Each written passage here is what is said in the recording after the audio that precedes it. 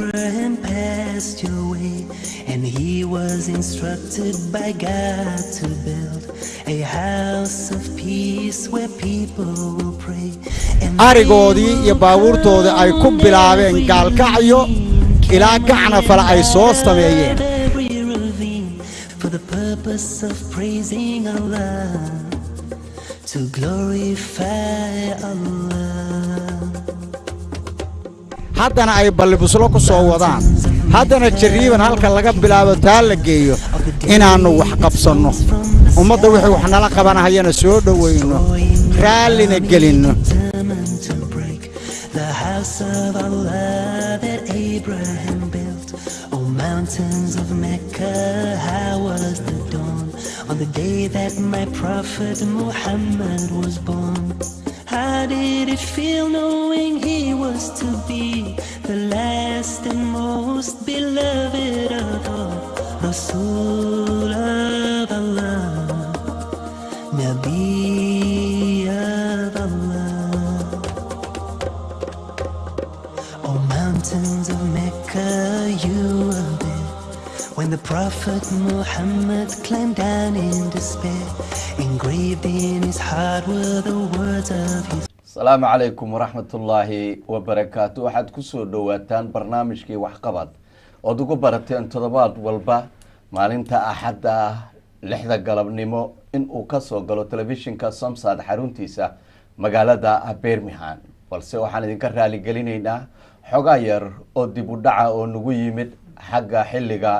oo waqtiga. barnaamijkan sidii aad horeyba ugu taxnaydeen waxqabad waxaan baryahan uga hadlaynay wadada wadaagsin ee isku xirta magaalo xeebeedka Garaacad iyo Goldogob. wadadaas oo dhererkeedu uu yahay 320 kiiloomitir iyadoo labada dhinacba hadda ay howlo ka bilowdeen howlahaas oo ah kuwa bilow ah. barnaamijkaanse wuxuu noqon doonaa haddii rabbiga awoodda badan inoo ogolaado mid horumarka Soomaaliyeed mar walba looga hadlo xagga hadday noqoto caafimaadka dhisitaankiisa iyo hadday noqoto waxbarashada dhisitaankeeda iyo bulshada laf ahaanteeda u baahan dhismo dadka Soomaaliyeed. barnaamijkan yaa inta badan waxaanu uga hadlaynay isbuucyadii na soo dhaafay ama toddobaadyadii aanu ka soo gudubnay wadadaas ayadoo aanu ognahay Soomaaliya xagga wadooyinku inay yihiin kuwa shilalka gaadiidku ay yihiin aad u fara badan dhimashada iyo dhaawacuna kuwa iska daba yimaada taas oo sababtay 20 sano ugu dambeeyay kuwii jiray oon la dayac tirin iyo kuwa hor leh oon cidina samayn. sadaraadeed waxaa rabbi maadaha ka gaartay hadda dadka Soomaaliyeed ay u baraarugeen una istaageen in ay iyagu isku tashadaan intii ay cid kale ay sugu lahaayeen ayadoo aad arkaysaan maalin walba wada cusub meel buuro ah ama qar ah oo la jabinayo ay ku jabinayaan faasas iyo waxyaabo kale oo bilow ah ayagoon haysan qalabka culus ee laga isticmaalo caalamka intiisa kale. haddaba arrintan aanu baryahan soo wadnay ee wadadan wadaagsin ee dhererkeedu aan idiin sheegay uu yahay 320 kiiloomitir ayaa waxa ay tahay wado halbowla u ah isku xirka Soomaaliya marka loo fiiriyo magaalada Gaalkacyo oo ah bartamaha Soomaaliya markii dhan kasta looga baxo galbeedka iyo bariga iyo waqooyi iyo koonfurmeeshi laga aadaba inay tahay xuduntii Soomaaliya. wadadan ayaa waxa isu taagay dad gartay dhibta ay ku hayso iyo haddii ay hagaagto faa'iidada laga heli karo iyo dadka waxay u sahli karto markay noqoto xagga shaqada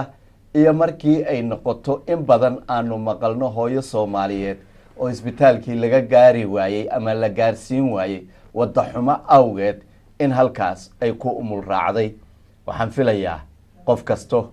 oo hooyaha ama qof kasto aabba ah waa uu garan karaa waana u dareemi karaa qof kastoo caqli leh oo wax garanayana waa uu arki karaa waana u muuqataa baahida loo qabo Soomaaliya oo leh wadooyin wanaagsan oo gaadiidku si fudud ay isaga gooshaan halka markaas qofku uu ku tamaniyayo in uu gaaro.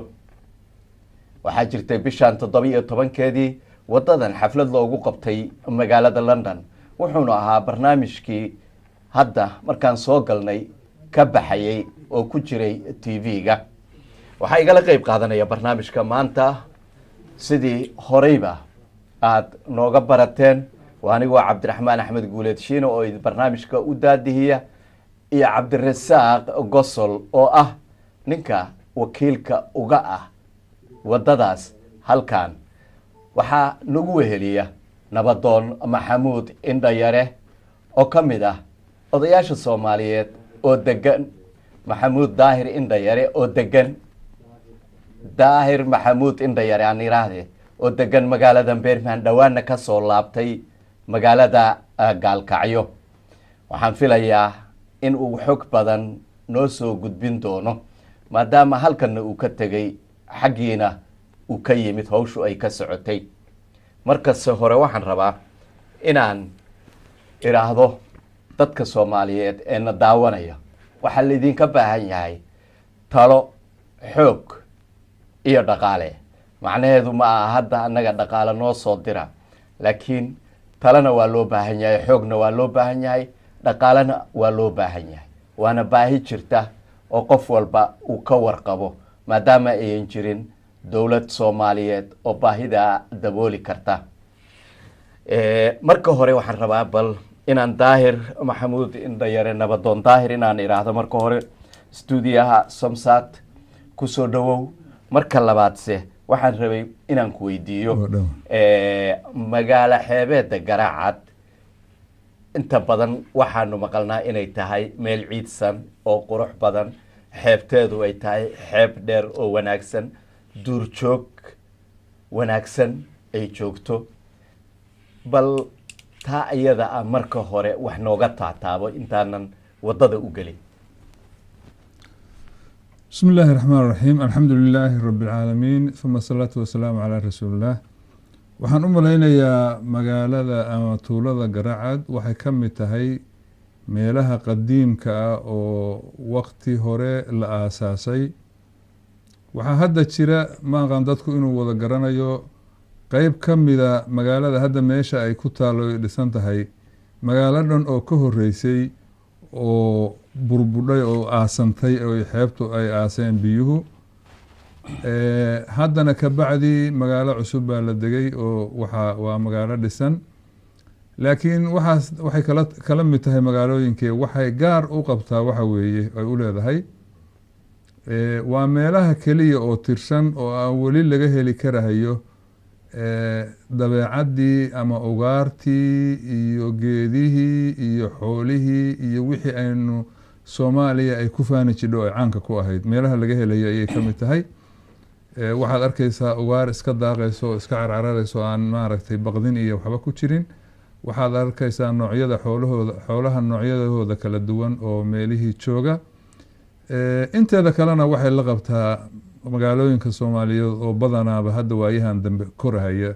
oo soo kordhaya. waa gartay maadaama gudaha ka timid mar labaad haddii aan kuu soo laabto wadadan wadaagsan bal wax yar aniga Cabdirasaaq dadweynahana daawanaya bal intaba xoogaa noo ifi. waaye wadada la yiraahdo magacan wadaagsan waa magac jiri jiray qarniyaal hore. wadadaanuna waxay maalan Gaalkacyo markii laga bilaabo oo dhinacna waxay ka aadaa Gaalkacyo ka baxdayo waxay aadaa dhinaca iyo Jiriiban oo sheegi doono dhinacna ilaa Galdogob ayay tagtaa. dhinacan Gaalkacyo markii la sheego waqtigii gumaysigii iyo waqtigii ka horeysay oo Soomaalidu ay ku nooleed wadankaas waxay ahaan jirtay wada lugeed ka baxda Gaalkacyo ilaa iyo Ayl gasha oo intaas oo meelood oo degaan tuulooyin iyo waxyaalo isu sii marta. dhinaca kalena markay Jiriban joogto u leexata Garacad oo tagta ilaa muxuu ahayto Garacad markay Jiriban joogtay Garacadna dhinac galaa dhinaca kalena wuxuu galaa ilaa Eyl waqtiyaashii dowladdii ay bilowday ayaa waxaa la bilaabay in marka baabuur loo bedelo oo la waxeeyo dowladihii hore oo kacaanka iyo kuwii ka horreeyayba dhowr goor bay waxay isku dayeen inay waxyaalo yaryar ka qabtaan oo ay ka dhigaan waddo baabuur mari karo taasoo la samayn jiray dad u qaabilsan hawshaas oo geedgoyn iyo muxuu ahaayeeto waxyaalo yaryar awoodda ay lahayd lagu fulin jiray ilaa la gaarsiiyey in baabuurtu ay marto laakiin aysan noqon sidii la rabay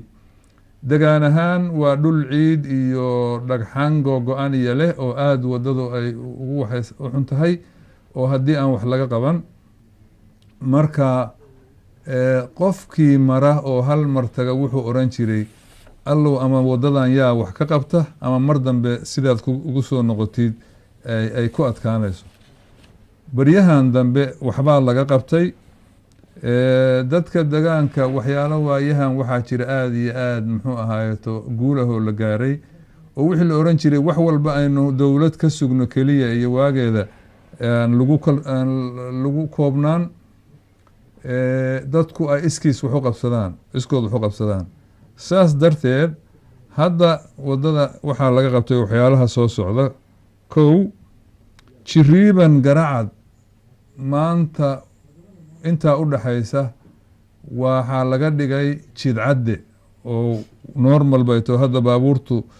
waxay u socotaa waqti gaaban oo waqtigii hore oo ay u socon jirtay nuskiis ka sii yar 2 Gaalkacyo laga bilaabo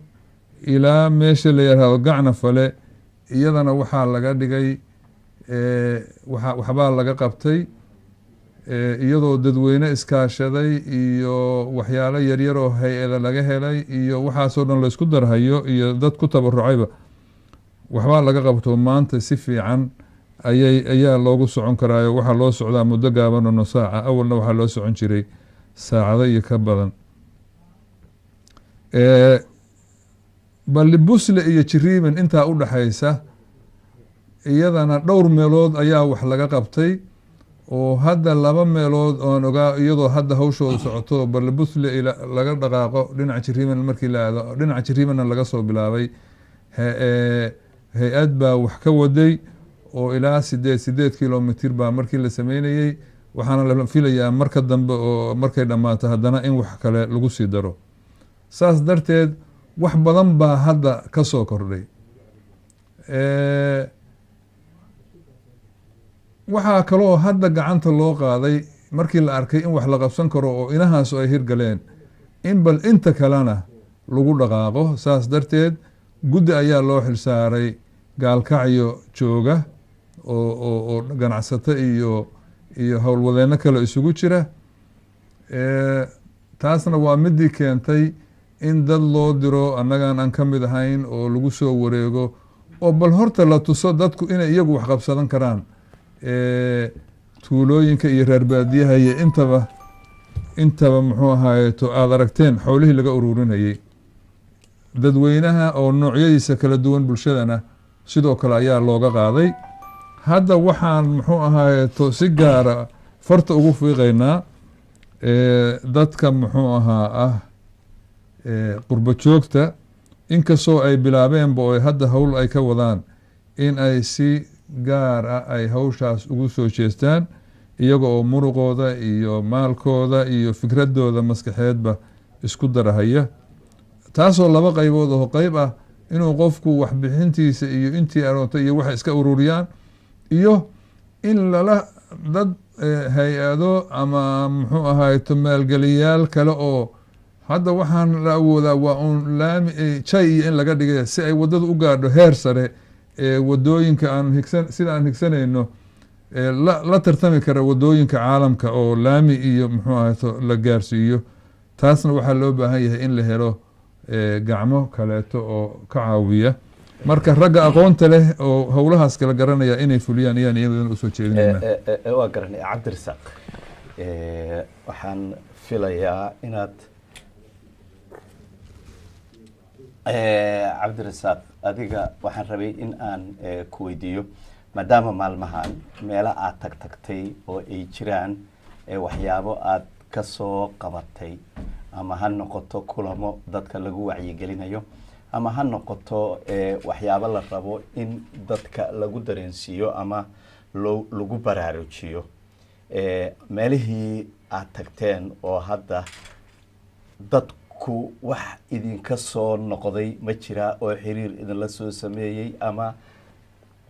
raba in la tilmaamo بسم الله الرحمن الرحيم الحمد لله رب العالمين وما سنتها شينو سؤال هذا قيمها له waxaan ka hormarinayaa runtii intii barnaamijkan ka qayb qaadatay dhinacay doonto ha ahaatee oo aan u mahad celinayno runtii dadaalada meel kasta ka socda oo aan isleenahay runtii waxay nagu dhiirigelinayaan annagana inaanu barnaamijka wax badan ka qabano intaana u gudbin su-aashaada waxaan runtii galabta farxad noo ah qaar ka mida jaaliyadaha inay u daqnadeen hadaladii halkaan aan kasoo jeedinay muddada aan wadnay Switzerland oon hadda kusoo biirtay jaaliyadii hore lacagta diray oo iyadu lacag 6,100 dollar abay direen oo bangiga dhexe akoonka amal ay ka furan tahay gudiga wadada wadaagsan ay gacanta ku hayaan baa lagu diray runtii waan ugu mahadnaqaynaa gaar ahaan jaaliyada degan magaalada Geneva degan oo runtii dad ka mid ah ay nala soo xiriireen magacyadoodana halkaan aan ku hayno sida si gaar ah aan ugu mahadnaqayno maxamuud maxamed faarax gaas ninka loo yaqaano khadiijo cigaal faadimo jaamac biixi xaliimo muuse cuuke cabdiqani cali axmed maxamed aadan mataan iyo runtii dad kale oo badan oo muxsiniin ah dadaal badanna muujiyey runtii in ay u qabsoonto arrintan magacyadoodana hadda shaashadaad ka akhrisan kartaan dadka barnaamijkaas runtii iyaga keliya ma ahane waa dadkii u istaagay runtii oo dadaalka dheeraadka muujiyey iyagana si gaaraan ugu mahadnaqaynaa jaaliyadaha kale oo galabta ina daawanayana waxaan leenahay sidaas oo kale la idinka rabaa war Switzerland oo aan isleenahay meelaha ay jaaliyadii ugu yar yihiin bay ka mid tahay baan runtii intaas keentay haddana waxay noo sheegeen inay dadaalkii si laba jibaarayaan ay gacanta ku hayaan waxyaalaha soo kordhay barnaamijyadan iyo hadalhayntaani ay keentay ninka la yiraahdo Shiinow waxaa ka mid ah waxaan la xiriiray wada hadlaynay nin ka mid ah dadkii barnaamijkan Geneva ka qayb qaatay oo lacagaha dirayay wuxuu lacagta xawaalada markaan geeyay ninka xawaalada joogay wuxuu igu yiri war wadadii wadaagsin oo aan arkay siday ahayd Soomaaliya waxa lacagta u direysaan ha anigana boqolkaan iga qabto oo igu daray buu yiri waa nin Soomaaliyeed xawaalada jooga ka daqnaday dhulka Soomaaliyeed runtii una kuna dhiiriyay inaanu wax qabsano isagana si gaar ah ugu mahadnaqaynaa dhawaan waxaan tagnay London oo shir baan ku qabanay adeer daahir baan nala socday runtii barnaamijkaas oo ka qayb qaatay kamid ahaa London waxaan ugu tagnay jaaliyada shirkaas waxaa loogu magac daray shirkii wacyigelinta London waxaana qorshuhu yahay inuu sii socdo ma ahan inaanu hal mar tagnay waxaan insha Allah rajaynaynaa inaan shir kale oo ka duwan oo ay dad badan ka soo qayb galaan aan ku qaban doono waxaana lagu ballamay in barnaamijka la dardar geliyo xaafad ahaan xaafaduhu ay isku tagaan magaalo ahaan ay isku tagaan dad ahaan la isku tago qof kasta group kasta iyo intii isgaari karta ama isku sheeko ah ay ka qayb qaataan dhinaca gudaha runtii dadaalada laga wadaa waxaa socda dhawaan in la bilaabo barnaamijku xoogaa dhowr beri la soo dhaafay wax lagama qaban wadada waxaa keenayna in wadada waxaa jiray meelo sida hadda adeer daahir oo kale uu sheegayay tusaale ahaan garaaca Jiriban iyo meesha la yiraahdo Balebusle oo ay wadada la sheegay inay jiraan meelo xoogaa qalooc ku jiro markii hore marka iyadoo lala kahashanayo hay'adda wadooyinka Puntland oo Puntland Highway Authority oo runtii qalabkaas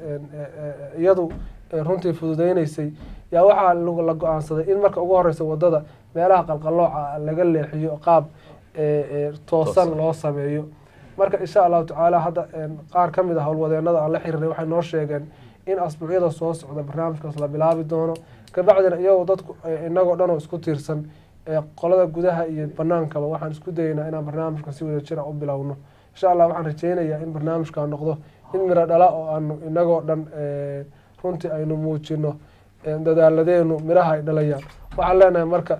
nala soo xiriira walaalayaal ciddii u baahan inay barnaamijkan ka qayb qaadatana sidaan rajeynaya inay farsamo yaqaanadu shaashada saarayaan akoonka amal exprice wuxuu saaran yahay shaashada annagana waa nala soo xiriiri kartaan insha allah. waxaan rajeynayaa inay barnaamijkaani uu si fudud inuu ku dhammaado riyadeena ah laamiga iga dambeeyay inaan gaarnana aan gaari doono si dhaqsa insha allahu tacaala. haddii alla yirahdo waxaan rabay inaan ku weydiiyo annagana waa nala soo xiriiri doontaan akoonkiina xaguu ku qoraya qofkii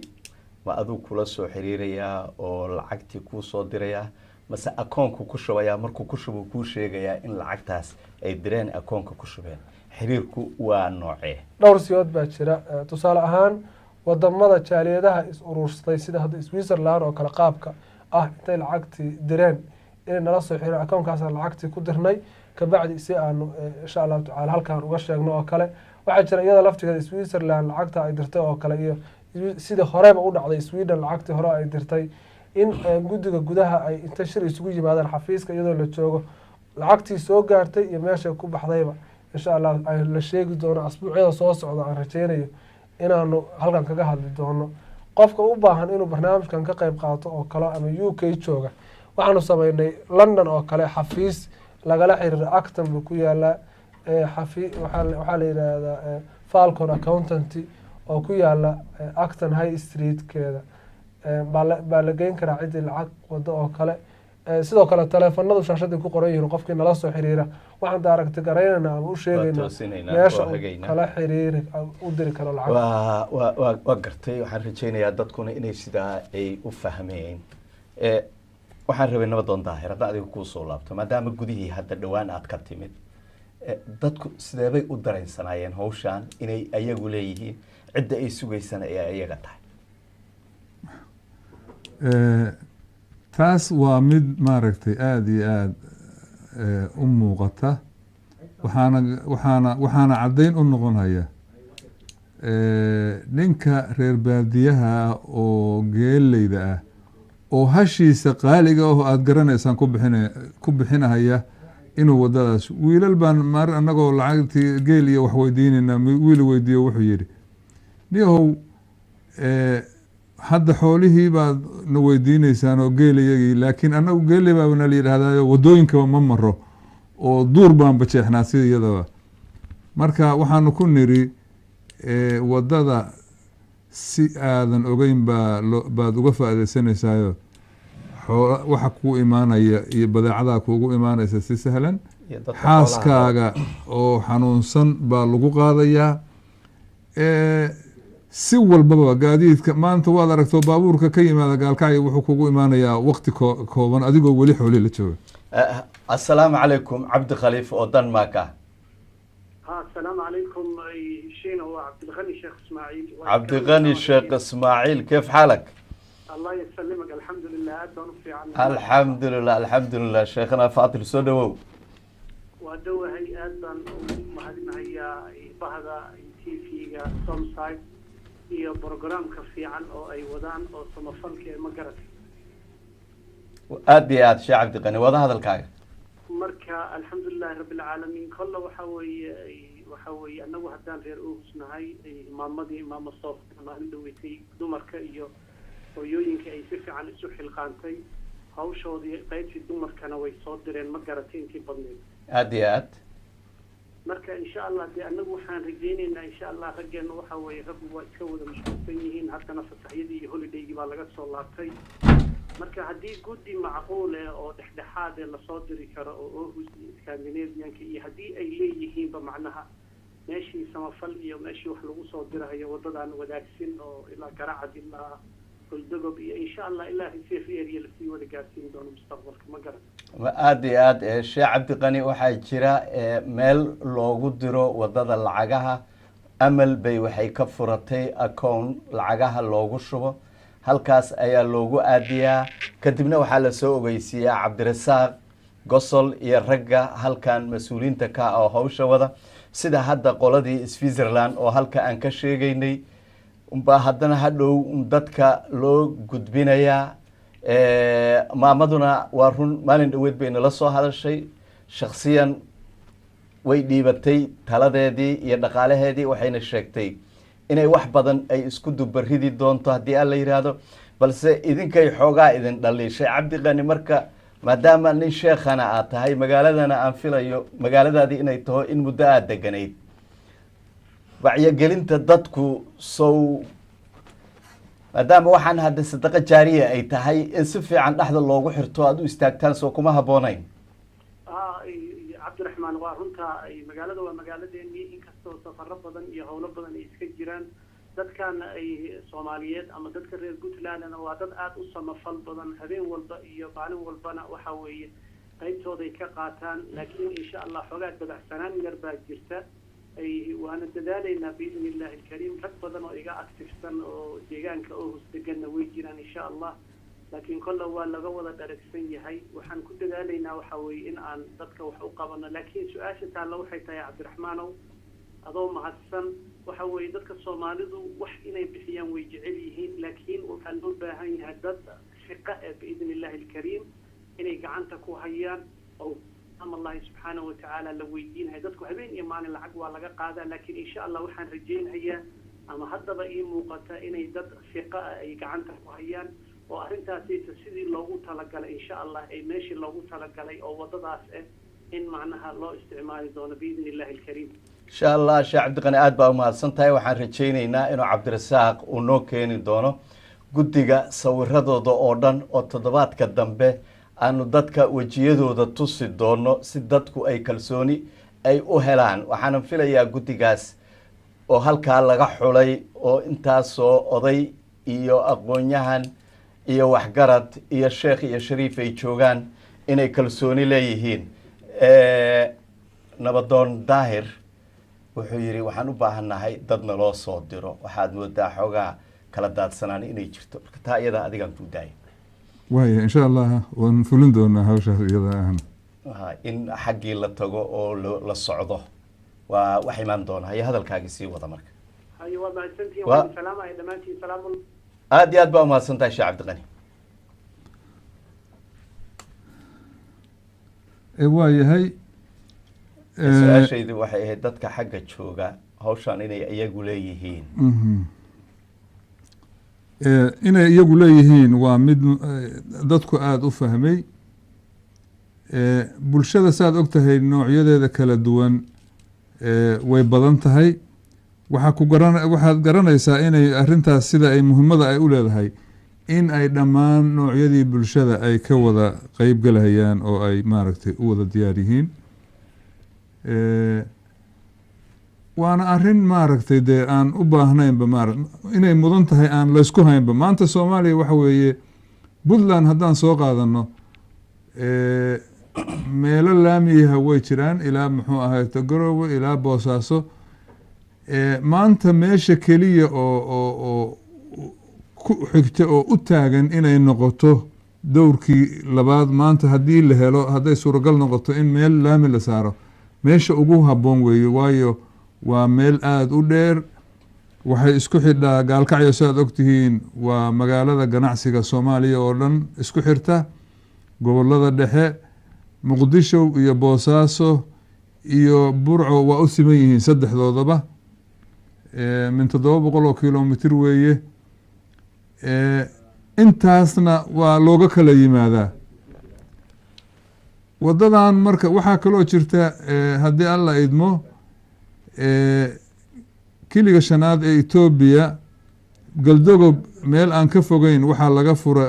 waxaa hadda ka samaysan waxa la yiraahdo muxuu ahaa goob muxuu ahaa xuduud oo goob canshuureed waxay noqon doontaa haddii alla idmo hadday wadadaasu si fiican ay u toosto in barwaaqada badeed oo taalla iyo beereedba oo taalla Soomaaliya iyo midda Ethiopia meeshii muxuu ahaa isku xiri lahayd oo aagaas oo dhan isu geyn lahayd bay noqon kartaa haddii alla idmo cabdirsaaq maadaama aan ognahay duruufta galbeed ka taala midda dadka oo dhan haysata inay ku haysato haddana hawshaan ay ku dheertahay iyada mar haddii London aad tagteen meesha labaad oo aad isleedahay waa tegaysaan oo hadda aad ku wajahantiin waa xagee si dadkuba haddii usii ogaadaan su-aal aada u fiican runtii london tegitaanka yagii waxay nagu abuurtay runtii dhiirigelin shiinow waxaana moodaa runtii maalinba maalinta ka dambeysa dadaaladan hadda aanu gacanta ku hayno inay sii yeelanayaan farxad ah in dadkii soomaaliyeed ee aanu runtii rajaynayna inay wadadaani iyagu ay noqdaan dadka ugu horeeya ka qayb qaata inay bulshadoodii kala duwaneed qaarba nooc ka mid ah mar soo kacayaan tusaale haddaan kugu soo qaato london maalintii dhaweyto aan tagnay waxaa ka mid ah dadkii nagala soo qaygoy niman dhalinyaro aada u da-yar oo runtii dhalinyarada halkan ku kortay ah nin dhalinyaro ah oo goobtii ka hadlay 2 nin baa ka hadlay runtii dadka aada bay u qiirogeliyeen tusaale ahaan waxaan umayna barnaamijka hadda baxay ay ku daawanayeen isagoo ku hadlaya luqadda wadankan ingiriiska oo ku dhashay bahadaladiisa waxaa ka mid ahayd maanta waa doorka yagii inaanu dalka dhibno haddaan dhalinyaranahay wuxuu nagu dhiirigeliyeen inay wadadan dhismaheeda iyagu roolka ugu xooga badan ka cayaarayaan tusaale ahaan hadalkii canaantiisii waxaa ka mid ahayd war annagu waxaan nahay dadkii bulshada wadankan usoo kacay anagu wadankaanaan ku dhashay wadankaanaana ku koray laakiin waxaan aaminsanahay inaan wadan leeyahay wixii dhowaan waxaan tegay deegaankii walow dadku ay de fikro kale ka qabaan oo dhalinyarada soo noqoto qaarkood laga yaabo inay aaminsan yihiin in qaab kale loo keenay haddana waxay inta badan daraasad kusoo sameeyaan xaaladuhu siday wadankan ka jirtay wadankan ka yimaadeen marka waxay ballan qaadeen inay iyagu ka dhalinyaro ahaan ay hogaanka u qabanayaan mashruucyada london iyo barnaamijkeeda sidii looga hirgelin lahaa haddana already waxay bilaabeen olole xoog leh oo ah inay balqaab kii uga qayb qaadan lahay barnaamijkan hirgeliyaan su-aasha ah xaggee ku xigta oo aad tegi doontaan runtii waxaan rajaynaynaa meelo badan oo ka mid ah inaan tagno tusaale ahaan wadamada hadda markii laga tago u k inta badan yirahdo war balba noo yimaadada ujeedadeedu dad badan oo kale naga mudan way joogaan wadankii laakiin dadku waxay danaynayaan inay information ama akhbaar ka duwan oo wadankii ka timid inay helaan marka insha allahu tacaala waxaan rajaynaynaa inaanu meelo badan tegi doono macluumaadka aan haynana siyaalo badan oo kala duwan u gudbin doono haddii ilaahay idmo Leicester oo kale waxay ka mid tahay magaalooyinka looga bartay runtii inay barnaamijyadan kale ka qayb qaataan oo Soomaaliya nala ka weydiiyo annagana qalbigayaga ku weyn oo reer Soomaaliya war magaalo Leicester goorma tagaysaan waa nala weydiiyaa iyadana waxaan leenahay reer Leicester waan u soo soconaa iyaguna hay isqaban qaabiyeen barnaamijkan anagu waxaanu ku wacyigelinaa runtii imaatin kaliya ma ahan qof kasta meesha uu joogo isaga ambassadorka wakiilka qof kasta gobolka uu ku sugan yahay isaga yaqaan dadkiisa yaqaan marka waxaan leenahay war sugitaan uma baahnay inaan nimaane waxa meesha ka jira waad arkaysaan inta u istaagtaan qolo walbo inta group ahaan isu diyaarisaan gabdhaha haddaad tihiin gabdhahaan isu diyaarsha haddaad dhalinyaro tihiin dhalinyaro ahaan isku diyaarsha haddaad odayaal tihiin dee doorkeena qaato hogaanka idinku hogaamiya sida galabta adeer daahir oo kale nala fadhiya iyo inta lamidka ah ee Yurub ku nool waxaan leenahay doorkiini ahaa hogaaminta waanu idinkaga fadhina السلام عليكم عبد الرحمن والله نغا سو وعيا عبد الرحمن ما قشا السلام عليكم عليكم السلام ورحمه horta waxaan ugu ambaliyanayaa barnaamijka wanaagsan oo maanta soo deyseen wado عبد الرحمن ma ku maqlay ma qashaaday walaal si fiican baan ku maqlaa wado marka koowaad waxaan ugu ambaliyanayaa barnaamijka wanaagsan marka labaad waxaan jeclaa horta maamulka Puntland waa maamul aad u weyn oo u baaxad weyn waxaan jeclaa meelo badan oo wax qabad u baahan baan jira inta badanna markaan arko Puntland barnaamijyada laga soo daayo TV-ga waxaan moodaa magaalooyin u khaas in wax loo aruuriyo wax loo qabto waxaan codsan lahaa jariidada Puntland meel kasta ay joogto in ay marka koowaad horta garato meel kastoo baahida ka jirto in loo gurmado ma la maqlaa horta walaal si fiican marka waxaan jeclaa haddii Switzerland jaariyadeeda aan maanta aad uga hadlayseen anigu kastoo mar dhawaan soo galay barnaamijkana saa inta badan loo socon waxaan jeclaa in bal anigu wadda Ingiriiskan joogaa in dadka Ingiriiska joogo jaariyadana dadka aad ula socdaan ahay in haddii aan Ingiriiska arinteeda jaariyadaha Puntland ay rabaan in wax loo qabto in jaariyadaha Puntland ay meel iskugu imaadaan arinta ka hadlaan عبد الرحمن وأركتدادو وأركتي في عنوي برنامج كان مدو سو سعودي أو وحا لوغا هادليي wadda haddii rabbiga awoodda badani noo ogolaado oo ay suurto gasho isku xiri doonta magaalo xeebeedda Garacad iyo Goldogob oo sida la ii sheegay dherarkeedu uu yahay 320 kilomitir. hawsheeduna ay tahay mid gudaha ka bilaabatay ee aan dibadda ka bilaaban, isxilqaan ka yimid dadkii gudaha. markii taa la arkay rag halka jooga ay u kaceen arrintii, sidaas ayay nagu soo gaartay. barnaamijkana waxaa la yiraahdaa waxqabad. cid kasta oo Soomaaliya oo u aragta in hawshaas baahidaas ay jirto oo rabta in loo soo bandhigo ayay u furan tahay. Puntland waa noo Puntland, Soomaaliyana waa noo Soomaaliya, mana kala jeclaysanayno. laakiin marba Soomaalidu waxay tiraahdaa qodaxi sidii ay kuu muddaa loo dhutiyaa. marka qofkii kuu yimaado oo adiga kuu dan sheegto baad mar walba u jilicsan tahay. marka Cabdiraxmaan, waxaan rajaynayaa haddii rabbi raalli ka noqdo aragtidaadana waa qaadanaynaa. haddaad taleefankaaga aada noo reebi kartid way fiicnaan lahayd markuu barnaamijka dhammaado, si odayaasha iyo adiga bal xiriir aad u wada samaysaan haddii aan la yidhahdo. maya aniga walaal horta intaana ka bixin khadka waxaan jeclaa waxqabadka Puntland dadka aad u daneeyaan ahay oo aad u jecel. ha aad baan mahadsantahay. laakiin walaal wax yaraan ku darsaday insha Allah. waxaan jeclaa in waxqabadka Puntland oo ballaarto. meelo badan baa u baahan Puntland loo qabto, haddii noqoto xagga waxbarashada, haddii noqoto xagga dariiqa laamiyada, haddii noqoto laakiin waxa weeye barnaamijyo badan baa arkay oo Puntland laga hadlayo oo meelo khaas ah dadka aad moodid inay mar kastaba cabaaraan oo dhan waxbaa loo qabanaya. meelo badan oo anigu hadda waxaan ogahay wax u baahan loo qabto laakiin Puntland ayna ogeyn oo laakiin TV-da marka la fadhiisto aad moodid in Madug oo kale magaalada Garowe oo kale in dadku inta badan ay ka hadlaan oo dhan waxbaa loo qabanaya. iyagoo meelo badan oo Puntland ay ka horeeyaan 100% last African sano ugu dambeysay shaqo Puntland jir. odayaashana insha Allah waa la xareeyaa. anigu dadka Ingiriiska joogaanahay, danaha Puntland jecel, wanaaga Puntland jecel, horumarka Puntland jecel. ka aad baa mahadsantiin. Assalaamu calaykum. waa ku soo dhaweynaynaa. wa calaykum assalaam waraxmatullaahi wabarakaatu. adeertaa Cabdiraxmaan maxaad oran lahayd? waa maqashaa wuxuu yiri magaalooyin gaar ah inta badan loo tafaxaytaa, kuwa kalese dan badan lagama laha. maya Cabdiraxmaan, jawaabtu waa iska kooban tahay. waa runtiis Puntland waa ballaaran tahay, Soomaaliya waa ballaaran tahay, baahidu waa ballaaran tahay, laakiin maalinba waxbaa la soo qaadaa. marka waxa fiican waxa markaas la soo qaado inaad ku koobnaatid maaragta. waxa kalena Cabdiraxmaan diyaar baan u nahay barnaamij kale oo waxqabad inuu keeno oo maalintiisa soo dhiibto oo la isla garto oo wax laga wada hadlo wax la qaado. Assalaamu calaykum magaalada Muqdisho. عليكم السلام ورحمة الله وبركاته. ولا لو محمد أحمد ودش عن قصة الله يا مركب برنامج كنا قطع جلان ربي وعمال سكدر ترسلنا يعني مركب وأنا أتى وروحا أتى سنزين لها يعني اسمها كسعودة يعني قبل كمودة مركب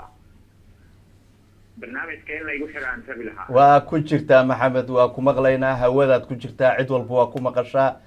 تلذذا ولو باهي.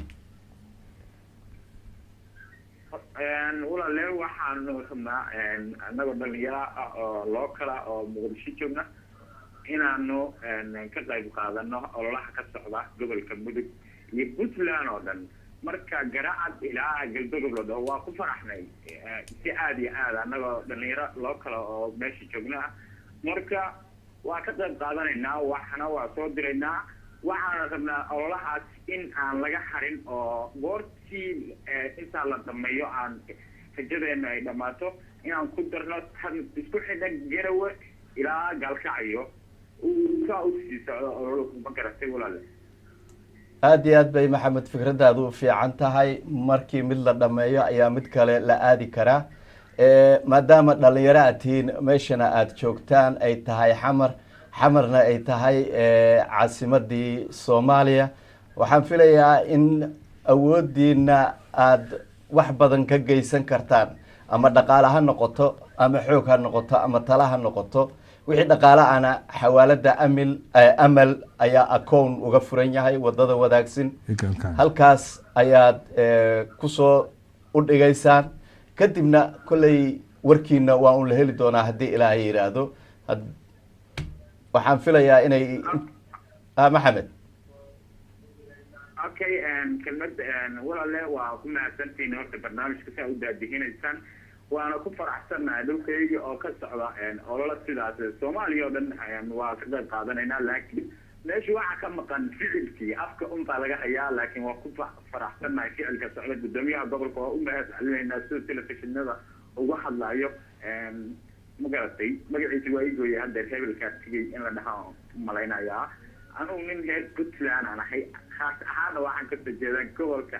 karkaar marka waa dhiigga igu kacay goobta arkay barnaamijta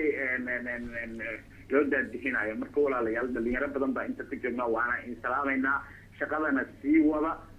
wabilaahi tawfiiq shirkadana waa aad iyo aad baad umahadsan tahay maxamed waxaan rajeynayaa idinkana inaydan naga harin haya cabdirasaaq waan mahadnaqaya runtii maxamed dhalinyarada reer muqdisho waxaan leenahay dee idinku hadda annagu meel fog baama joognahay waad u dhowdihiin caasimadii soomaaliya aad joogtaan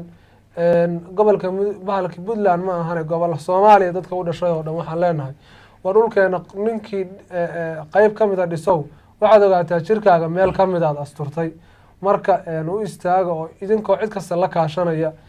ka qayb qaata mashaariicdan socota annaguna insha allahu tacaala waxaan leenahay tusaale ahaan dhalinyarada waxaan u sameynay page baa jira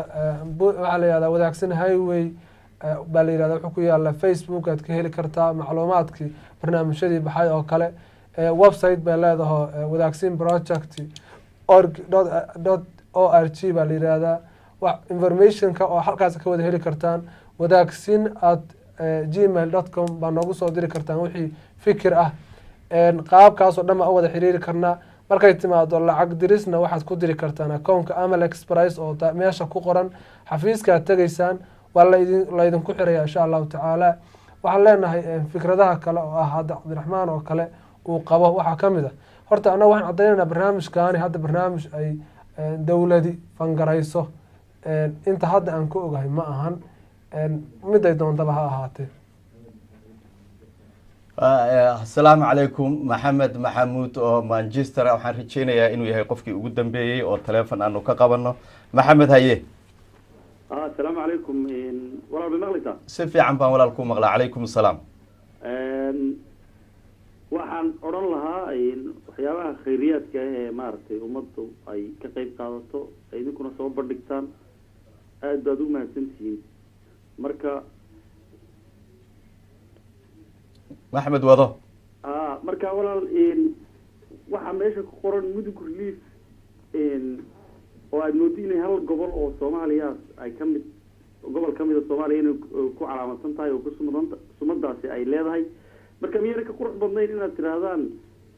barnaamijkan aynu ka dhigtaan barnaamij khayriya oo dadka islaamka oo dhan ay ka qayb qaadan karaan oo aydan sumad uga dhigin gobol qura sida maadaama ay soomaalidu iminka ay gobolkii dad u nusbeeyaan oo halkaa boyntigaasi ay ka qurux badnaan lahay si toosa in maaragtay aada uga dhigtaan barnaamij khayriya oo dadka soomaaliya oo dham ay ka qayb qaadan karaan oo gobol qura ku sumadan akoonka iyo amal iyo wax oo dhan dadku waxay u arki karaan family ama gobol maxamedow